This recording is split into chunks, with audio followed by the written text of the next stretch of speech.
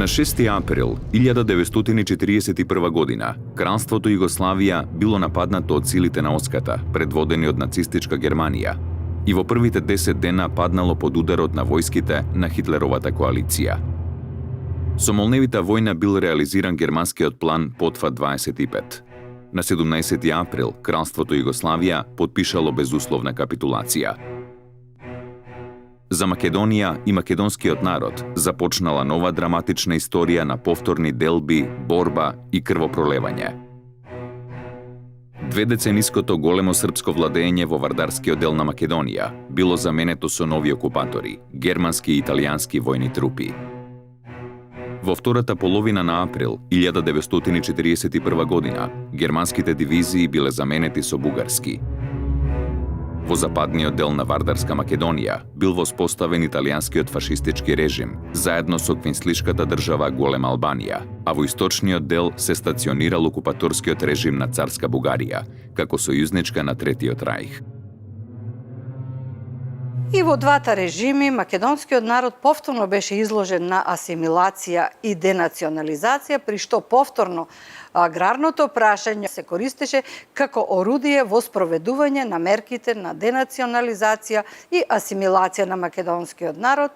Интересно е тоа што македонскиот народ и овој пат, како и за време на Балканските војни, бугарските окупаторски војски ги пречека како ослободители, бидејќи живееше во еден таков тежок режим на терор, на насилство, на изживување од страна српските власти, без никакви политички национални права и некако првите денови на бугарската окупација ги доживеа како ослободување.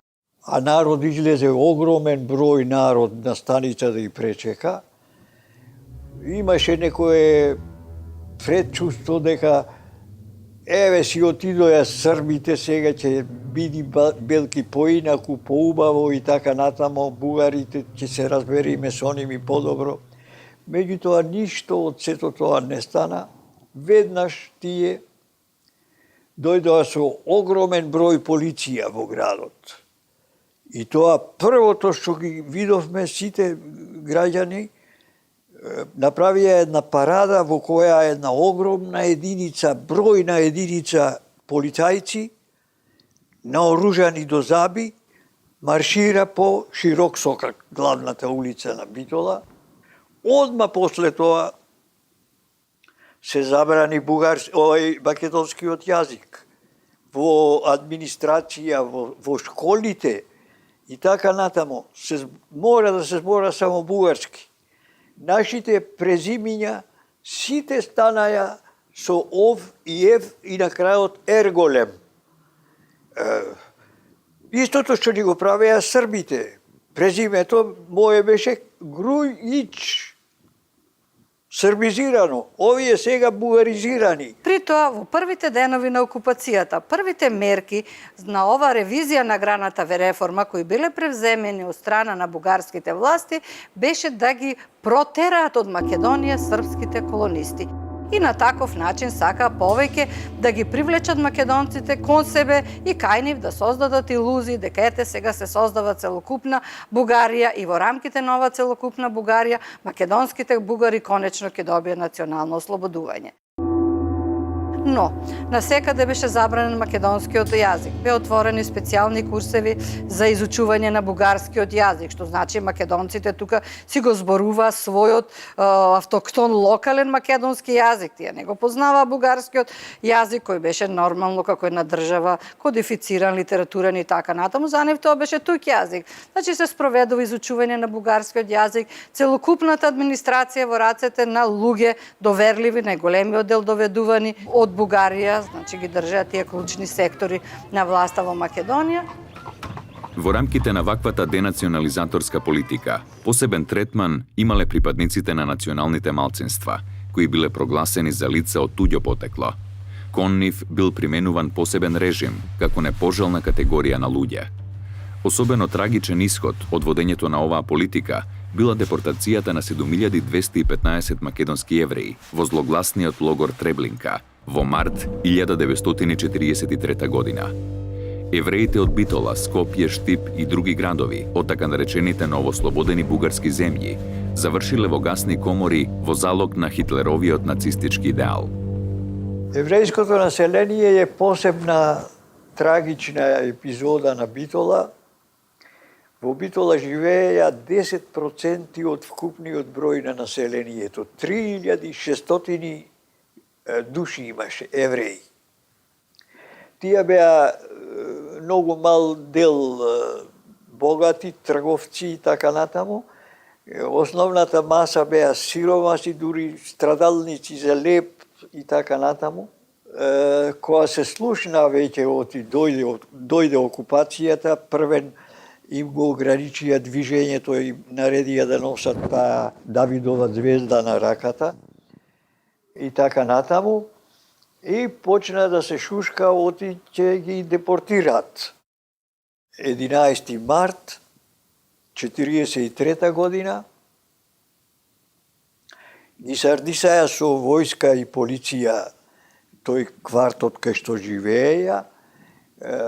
Ноќе од кревети, од спање ги кренаја, ги избркаја од куќите, ги наредија во колона и несоја према железничката станица. И на тој начин заврши нивната селидба, ги донесоја во Скопје, па од Скопје после во Треблинка и така во Битола останаја од сите тие 3600. Еден дел дојде во партизани, во партизани имавме едно 20 души. Од нив станаја некој, еден беше генерал на Југословенската народна армија, пуковници и така натаму, али и тие после си отидоја во Израел, така што во Битола сега нема ни еден евреин. Како резултат на долгогодишното ривалство помеѓу Бугарија и Србија околу заграбувањето на Македонија, српското население, колонизирано во Македонија во периодот од 1919 до 1941 година, било ставено во многу неповолна положба. Многу мерки во рамките на колонизацијата и аграрната реформа, всушност тие работи одат заедно, главно заедно одат, се преземани со сила, особено таа сила е употребена према српските колонисти кои што биле доведувани во периодот до 1941 година. Поради тоа голем број од тие српски колонисти од страв дека ќе бидат ликвидирани, ги напуштиле имотите и си заминале во Србија, која што после па ќе создаде проблем со оглед на нивното барање да се вратат на имотите кои што ги напуштиле во 1941 година. Тоа создава нови политички проблеми. Со воспоставувањето на бугарската власт, една од првите работи кои што новата бугарска власт одека ја направила, тоа е да го реши колонистичкиот проблем. Веднаш по воспоставувањето на бугарската власт биле испратени луѓе, инженери, агрономи и така натаму, кои чија што задача била да направат анализа на српската колонизација во периодот помеѓу двете војни. На кој простор е извршена колонизацијата, со кој аграрен фонд се располага и како најбрзо би можело дел од колонистите веднаш да се преселат на територијата на Србија, значи надвор од бугарското окупационо подрачје. Најголем дел од колонистите биле сместени во Скопската област, Кумановската област, Дош по Вардарието и во одредени области на Источна Македонија. Например, во Мустафино, во Овчеполието бил направен собирен центар, каде што биле собрани колонистите, па од тука биле тие протерани во Србија. Истото тоа се случило и со српските колонисти во Скопската област, во Кумановската и така натаму. Значи, некаде околу 26.000 луѓе колонисти, главно срби по националност, биле протерани од овој простор. Интересно е да се напомене дека оние колонисти кои што потекнувале од југоисточна Србија, просторот на Врање, Сурдулица, Пирот, кои што 41 потпаднале под окупација на бугарската држава, биле оставени да живеат. Например, во Скопско, во селото Мршевци, колонистите од Сурдулица, или, например, колонистите од Пирот, кои што биле населени во Кумановско Матејче, и така натаму, да не навлегуваме нели во сите тие примери. Според некои извори, ова била една крајно нехумана акција, која безобзирно се спроведувала, а не можела да се реализира со таква динамика заради повеќе тешкоти, меѓу кои една од главните била организација на транспортот. Со оваа мерка требало да се постигнат следниве цели.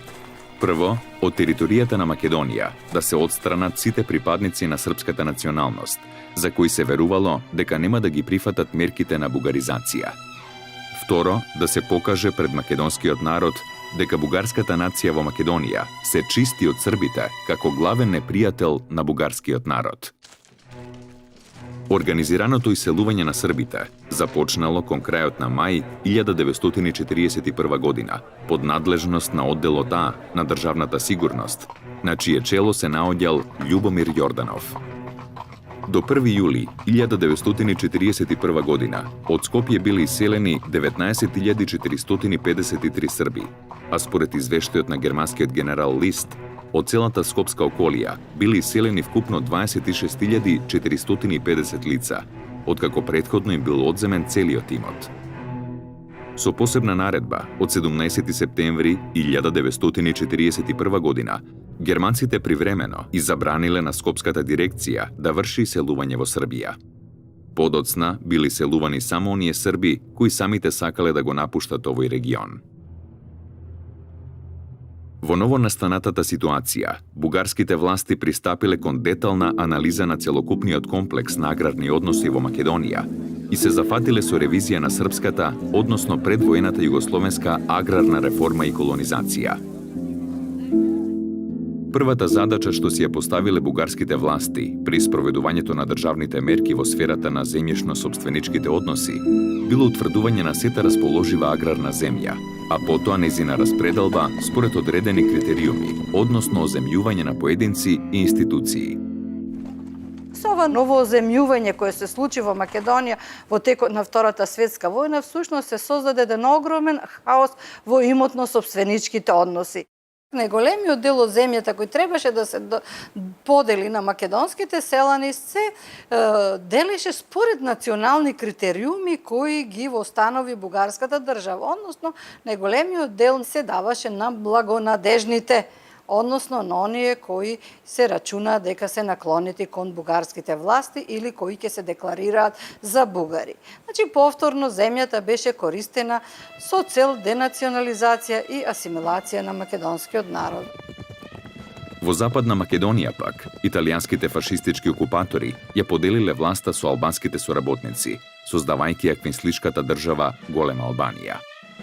За оној дел кој што беше окупиран од Италија, но оттапен на воена и полициска управа и цивилна на албанците, односно главно воената власт ја вршеа италијаните, меѓутоа полициската и цивилната општинската власт им беше препуштена на албанците.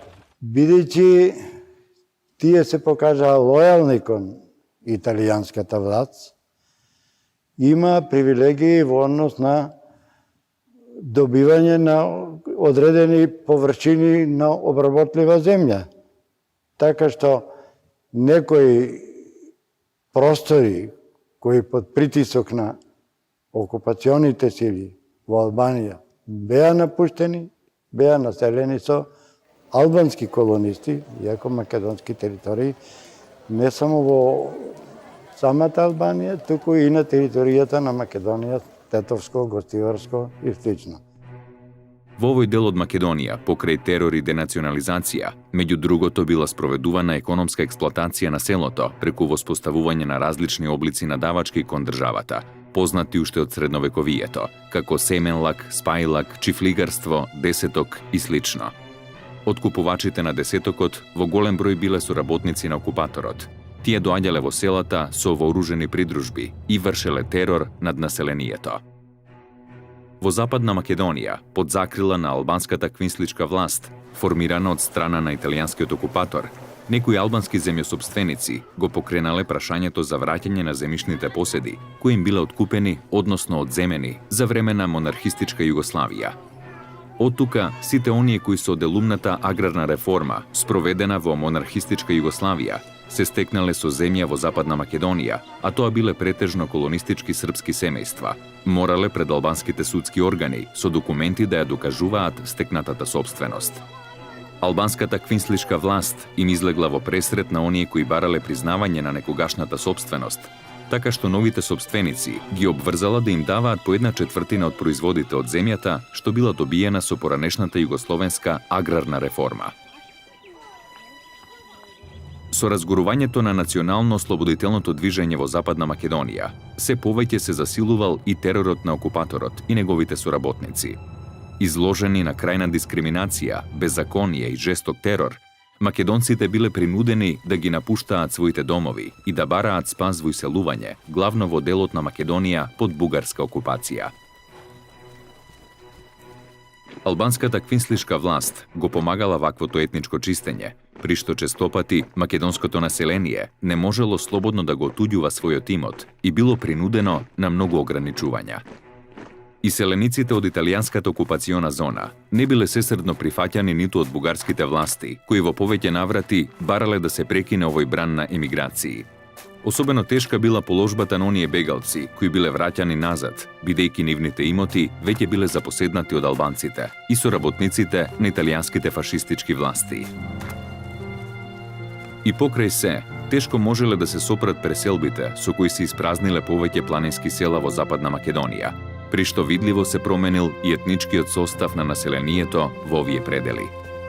Тешката состојба особено дошла до израз во периодот од средината на 1943 и во текот на 1944 година, кога започнало масовно иселување на македонците од Дебарско, Гостиварско и други подрачја, при што биле испразнети селата Горно и Долно Мелничани, Долно и Горно Косоврасти, Горенце, Пареши, Житинани, Осој, Гари, Лазарополе, Тресонче, Селце, Росоки, Сушица, Галичник и други. Благодарение на народно-ослободителната борба, македонскиот народ на 2 август 1944 година на првото заседание на АСНОМ ја прогласи својата прва современа држава Демократска федерална Македонија. Македонскиот народ изрази едно огромно задоволство од резултатите на ослободителната војна, во која што учествуваше и тој, на некој начин виде остварување на неговите цели и идеали за создавање на посебна македонска држава. Мене ми остана во големо сеќавање првото заседание на АСНОМ.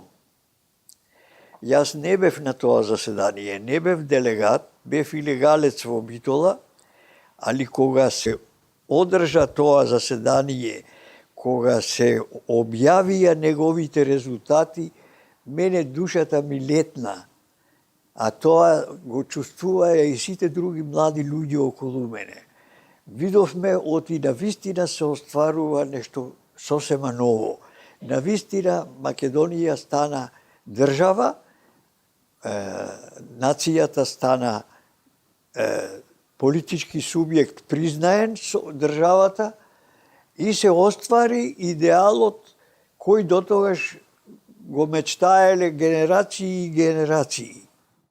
При тоа, едно од основните прашања кои се постави за решавање пред новата држава веднаш во првите денови на нејзиното конституирање беше решавањето на аграрното и селанското прашање. Имено, најголемиот број од учесниците во Народно-ослободителната војска на Македонија беа селани. Луѓе кои тргнаа во борба не за комунизам, не за некакви други идеали, туку имаат две основни цели – национална слобода и решавање на социјалното прашање. А решавањето на социјалното прашање за нив значеше да добијат конечно свое собствено парче земја на кој ќе можат економски да обстојуваат со своето семејство. И македонското раководство, односно президиумот на АСНОМ, начело со Методија Андонов-Ченто беа многу свесни за овие цели за кои се бореше македонското селанство најмасовно во текот на Втората светска војна. Пред да се реши аграрното прашање, едно од најболните прашања беше разрешувањето на колонистичкиот проблем во Македонија. Било одлучено меѓу останатото да се задржи статус кво. односно да не се дозволи во моментот враќање на поранешните колонисти, а земјата да остане кај оние кои што тогаш ја владееле, значи во моментот 1944 година. Тоа предизвикало определени проблеми. Например, понатаму се формира сојузна влада, каде што имало определени граѓански политичари, кои што биле политичари меѓу двете светски војни. Тие сметале дека едно од основните прашања е дека колонистите треба да се вратат онаму каде што живееле помеѓу двете војни, значи помеѓу 19 и 41 година. Во основа, прашањето не било национално, туку прашањето било економско. Во Македонија и по Втората светска војна е аграрно пренаселена земја. Доколку се вратат старите колонисти, треба да се одземе земјата на оние кои што во тој момент ја користеле, кои што исто така биле повеќе члени семејства кои што имале многу малку своја земја, помеѓу 1 и 2 хектари. При тоа Методе Андоновченто, Панко Брашнаров, Емануел Чучков и други дејци на овој прв президиум се залагаа за тоа српските колонисти да останат онаму каде што се наоѓаат до конечно разрешување законско на овој колонистички проблем.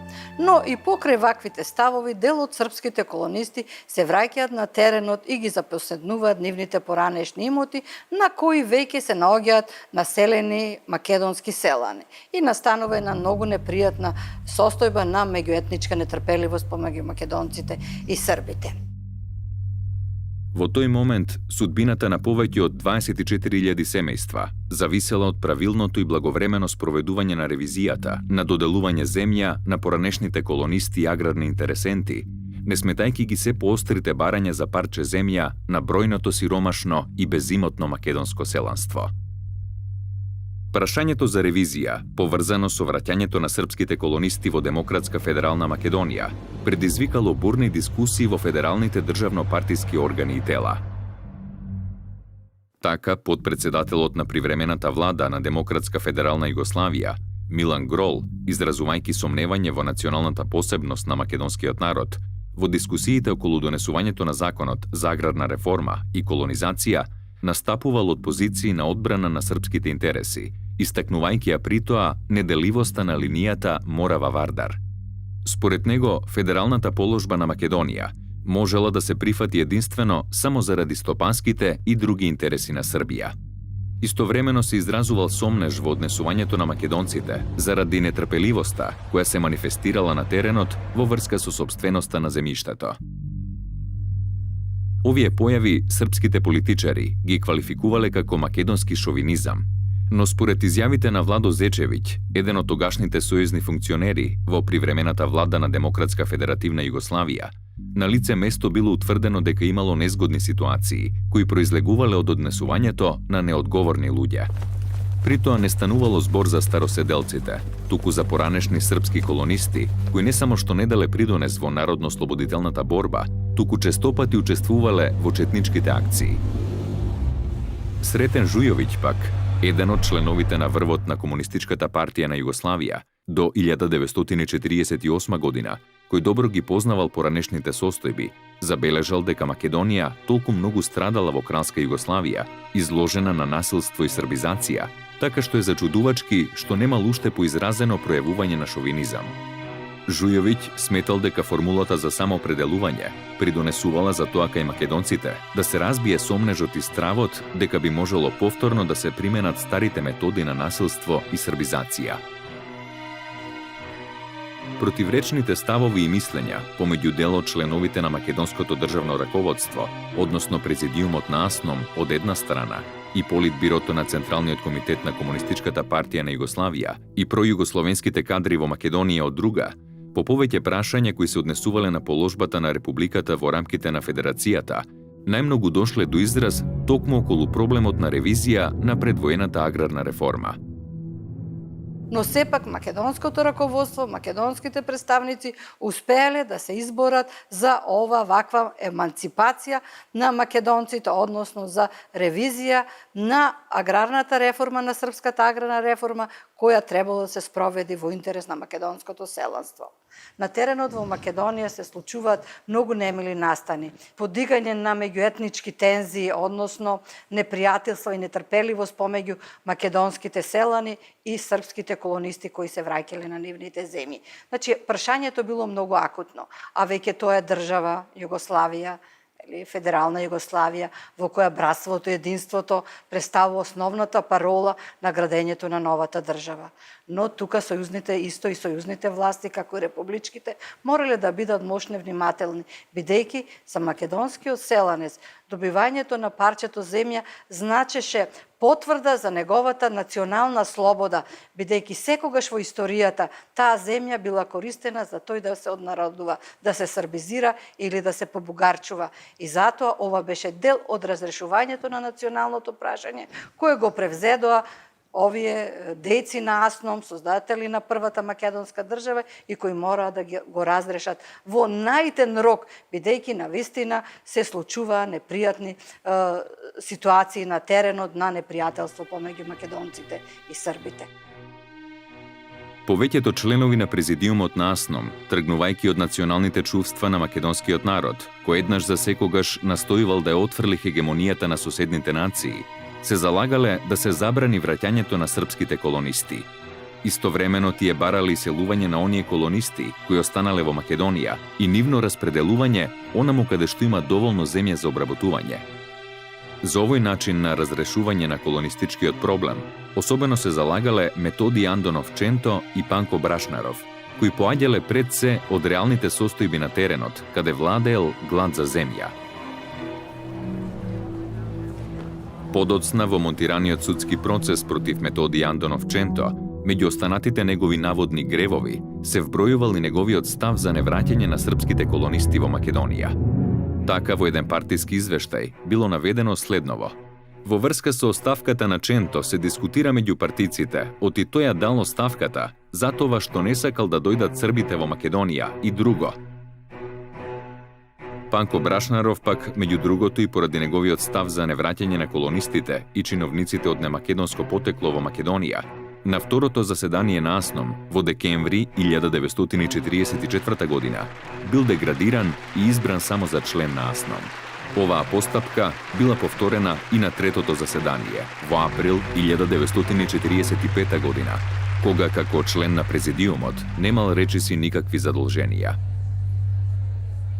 На сојузно ниво, особено жестоки биле дискусиите околу враќањето или невраќањето во Македонија на оние колонисти кои биле протерани од бугарскиот окупатор и албанските квислинзи, или пак самоволно ги напуштиле окупационите подрачја. Емануел Чучков, како представник од Македонија во рамките на Националниот комитет на ослободувањето на Југославија и во председателството на АВНОј, го бранел ставот за забрана на враќање на иселените колонисти. На седницата на Националниот комитет, одржана на 17 ноември 1944 година, Чучков предложил командата на градот да прекине со издавање пропусници за Македонија, бидејќи се работело за лица кои на незаконит начин добиле земја за време на Кралска Југославија. Овој предлог на Чучков бил прифатен, а истовремено се пристапило кон барање на соодветни начини за законско разрешување и регулирање на колонистичкиот комплекс во духот на определбите на новата држава. Президиумот на Асном, по повеќекратни расправи за сите аспекти на колонистичкиот проблем, на 21 ноември 1944 година донел решение со кое во Федерална Македонија се дозволува враќање исклучиво на протераните македонци од српските и бугарските окупаторски власти. Истовремено со ова решение се воспоставила привремена забрана за враќање на југословенските поданици кои живееле во Македонија до 1941 година. И покрај забраните, повереникот за внатрешни работи Кирил Петрушев ги информирал членовите на президиумот за се позачестеното преминување на северната граница на нередовен, контрабанден начин на луѓе кои се со едно наполно негативно настроение спрема нашата нова држава. Овие луѓе делувале разорувачки, пропагирајќи дека немало ништо да стане од македонската држава и дека ќе дошле 20.000 чиновници од Србија да ја земат власта во своји раце. За спречување на ваквата злонамерна и деструктивна пропаганда, Петрушев се залагал привремено да се спречи враќањето на тие луѓе во Македонија до средување на приликите. Забраната за враќање на српските колонисти во Федерална Македонија била донесена од две основни причини. Прво, заради несредените имотно-правни односи и спречување на можностите за нивно натамошно усложнување. И второ, заради појавата на повеќе случаи во кои колонистите кои сакале да одбегнат одредени санкции за своето непријателско држење кон народно-слободителното движење, барале начин да се сокријат во Македонија.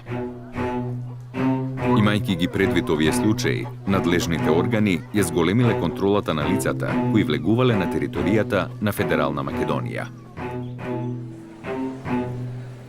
Во почетокот на февруари 1945 година, Поверенството за внатрешни работи доставило нападствие до сите народно-слободителни одбори во Републиката со кое се регулирало враќањето на колонистите и други лица, а кое посебно се однесувало на Кумановската околија. Нападствието налагало веднаш да бидат повикани сите поранешни населеници, југословенски поданици, кои не биле македонци, и притоа се барало сите оние на кои веќе им завршил престојот веднаш да ја напуштат Македонија. Истото се однесувало и за вратените македонци бегалци, кои не располагале со потребното одобрение од Поверенството за внатрешни работи. Но и покрај настојувањето на локалните власти за запазување на статус кво над населеничките имоти до донесувањето на соодветен закон, било тешко да се спречи нелегалното враќање на повеќе колонисти и други мигрирани лица, со што се создавале низа социјални и други проблеми. На инсистирање на Емануел Чучков, сојузните органи носат една одлука која се на 6 март 1945 година, со која се забранува враќање на српските колонисти во нивните поранешни места за живење. Така што привремено се стивнува тој бран на враќањето на српските колонисти во Македонија. Овој проблем не се разрешил преку уредба, туку преку посебен закон за ревизија на доделувањето земја на поранешните аграрни интересенти во Македонија и Косовско-Метохиската област, значи на оние земји кои ги добиле пред 6 април 1941 година. И со тоа македонското селенство требало да добие гаранција дека ќе ги реализира своите национални права во својата прва современа држава. Тоа било многу важен акт за македонците токму овој закон за ревизија на доделувањето земја, бидејќи земјата била секогаш користена за негова денационализација и асимилација. Решавањето на колонистичкиот проблем после 45-46 година е направен на еден сосема друг начин. 44-45 година, околу половина милион германци, така наречени фолксдојчери, од територијата главно населени на територијата на Војводина, биле протерани како сојузници на окупаторот, односно на германските војски. Така да, на сите колонисти од територијата на Македонија и Косово, на кои што не им било дозволено да се вратат на имотите кои што ги добиле после 1919 година, им било дозволено да се населат во Војводина на имотите на поранешните фолксдојчери кои што живееле на тој простор.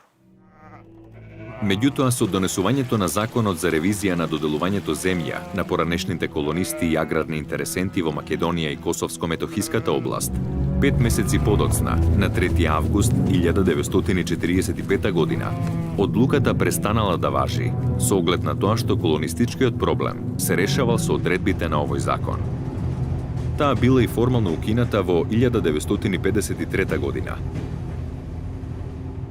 Ситуацијата на теренот во однос на ревизијата на аграрната реформа била доста сложена и непријатна. Пример за изблив на таа нетрпеливост е во Горно Лисиче се случила една таква непријатна ситуација каде што 2 куќи на колонистички семејства биле нападнати и претрпеле некое уништување свое.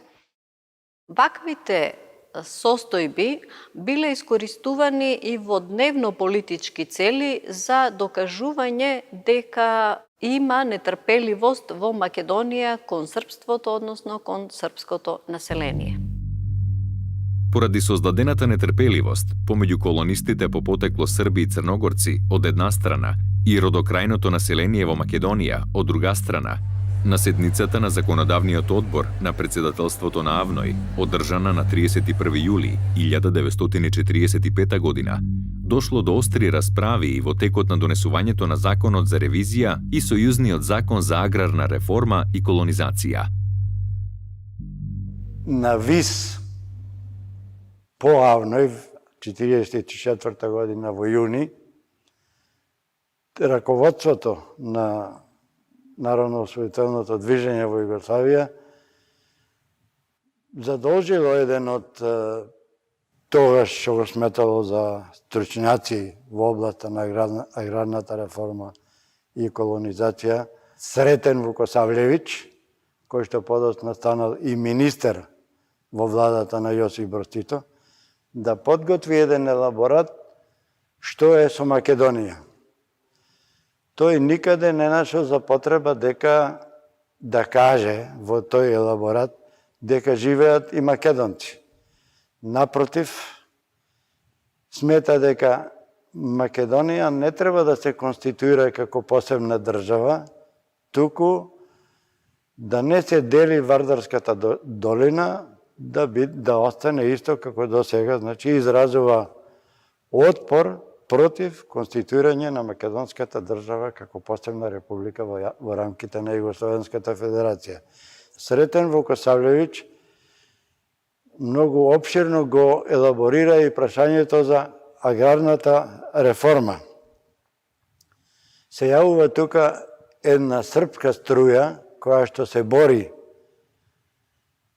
за враќање на српските колонисти во Македонија и една струја од самата Македонија, која што смета дека Македонија не само што нема доволно земја за да доведува колонисти од надвор, туку и враќањето на српските колонисти во Македонија ќе донесе многу големи политички проблеми. Емануел Чучков, кој сметал дека колонистите во Македонија главно се наоѓале заради остварување на големосрпските цели, го изнел ставот дека тие загрозувале македонската нација.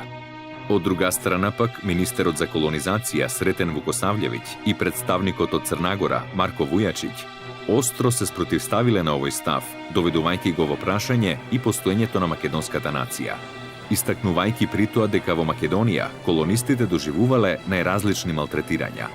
Марко Вујачиќ изразил особена недоверба кон Емануел Чучков како припадник на ВМРО и непартиец и барал по тоа прашање да разговара само со комунисти. Затоа веќе следниот ден, на 1 август, во Белград бил повикан Лазар Колишевски, кој изјавил дека ќе се работи сосема согласно упатствата што ќе ги изработи министерот за колонизација и дека ќе се постигне договор за враќање на колонистите во Македонија. Прашањето покрај изразено политичката димензија имало и своја економска страна. Иако се работело за мал број повратници колонисти, нивното враќање е откривало сета тежина на аграрната пренаселеност на Македонија. По низе расправи и усогласувања, на 3 август 1945 година бил донесен Законот за ревизија на дозволите за доделување земја на колонистите и аграрните интересенти во Македонија и Косовско-Метохиската област. За спроведување на ревизијата на аграрната реформа биле формирани така наречени мешовити комисии. Мешовитите комисии биле составени од членови на Комисијата за аграрна реформа и земјоделие при владата на Федеративна Народна Република Југославија, исто така и од делегати на Министерството за земјоделие и шумарство на Народна Република Македонија. Значи, овие комисии имале мешан етнички состав, еднаков број представници од југословенската и од македонската страна, со цел кога ќе треба на теренот да се спроведува законот, да биде евентуално однапред елиминирани било какво неправилности или пристрасност. Но и покрај тоа дошло до одредени несогласувања помеѓу македонските представници, помеѓу сојузните представници, нели на чело нова комисија бил полковникот Мирко Крчич, и на теренот Јордан Блажевски, Бекер, Мишев и така натаму, представниците од Македонската комисија секогаш настојувале ригорозно и построго да се спроведе законот, односно македонските селани да бидат повеќе обештетени, односно да им се врати нивната земја, а што може поголем број од српските колонисти да остане во Војводина и во другите места онаму каде што имало доволно земја за обработување, бидејќи во Македонија навистина се чувствувала аграрна пренаселеност и една глад на селанецот за земјата. Интересни има документи кои овие представниците на сојузната влада ги испраќаат до МУП, односно до Министерството за внатрешни работи во Белград, во кои се жала дека македонските представници настапуваат националистички, си ги гледаат тесно македонските интереси, дека мора проблемот да се гледа во југословенски рамки и така натаму. Ревизијата започнала да се спроведува од 10 јануари 1946 година и најинтензивно се одвивала во текот на јануари и февруари. Но проблемите со кои се соочиле се покажале далеку посложени отколку што тоа било предвидено пред заминувањето на терен. При тоа мешовитата комисија наидувала на различни специфични ситуации, за чие решавање било потребно подолго време и засебно разгледување. Според збирните резултати на Комисијата за аграрна реформа и колонизација на Федеративна Народна Република Југославија од 1948 година, во Македонија правото на земја го изгубиле вкупно 2810 колонисти, односно биле одземени 6777 поседи со површина од 21.789 хектари. Истовремено биле евидентирани 4082 местни корисника, од кои 714 го изгубиле правото на порано доделената земја. Поголемиот дел, поточно 3368 корисници, го задржале ова право. Но што се случува?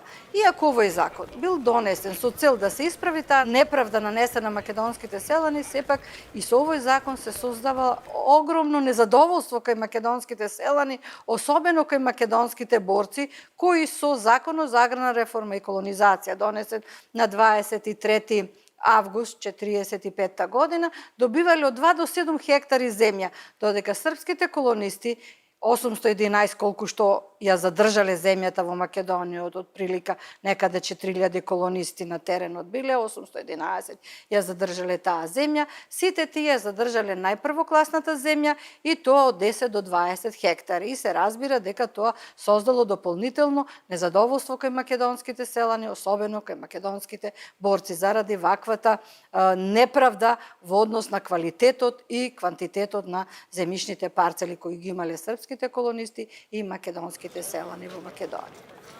Разгледувајќи оваа состојба, Министерството за земјоделие и шумарство при владата на Федеративна Народна Република Југославија, плашејќи се од појава на посилна меѓунационална нетрпеливост, барало и за оваа категорија поранешни колонисти и местни корисници да важи одредбата на член 20 од Законот за аграрна реформа и внатрешна колонизација на Народна Република Македонија, според кој се предвидувало површината на доделената, заедно со сопствената обработлива земја, да изнесува од 2 до 7 хектари, зависно од просечната големина на земјоделското стопанство во околијата во која се врши оземјувањето.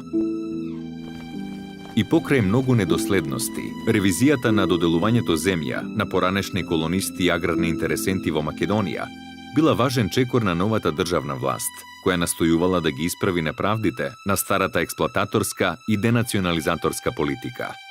Незиното спроведување во голема мера придонело за надминување на наталожените хипотеки на една асимилаторска колонистичка политика и подобрување на македонско-српските односи во духот на прокламираното братство и единство.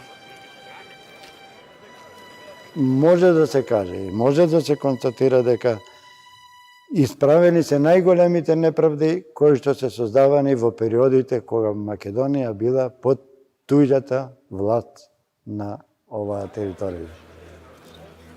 Истовремено со ревизијата, во периодот од 1945 до 1948 година, била спроведена нова аграрна реформа и колонизација, со цел социјално згрижување на селанството, на кое му било отпишан најголем дел од претходните долгови.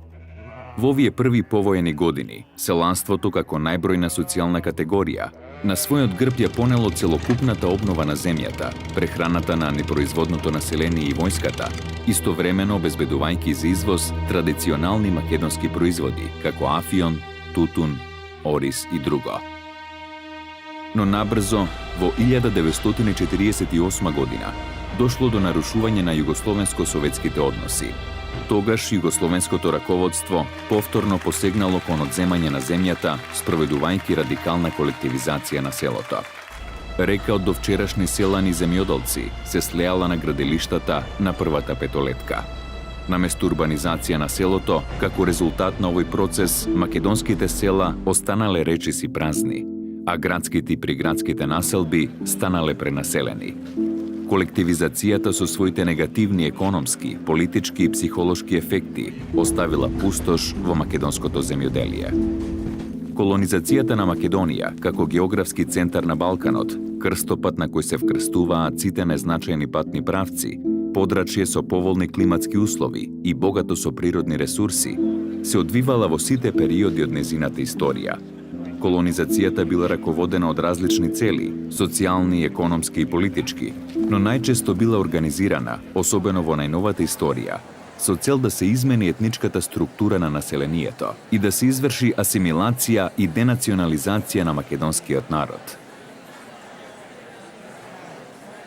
Сепак, во крајниот биланс и покрај насилните методи со кои била спроведувана, македонскиот народ успеал да се избори за своја држава и да ја сочува националната посебност, јазикот, културата и сопствениот идентитет.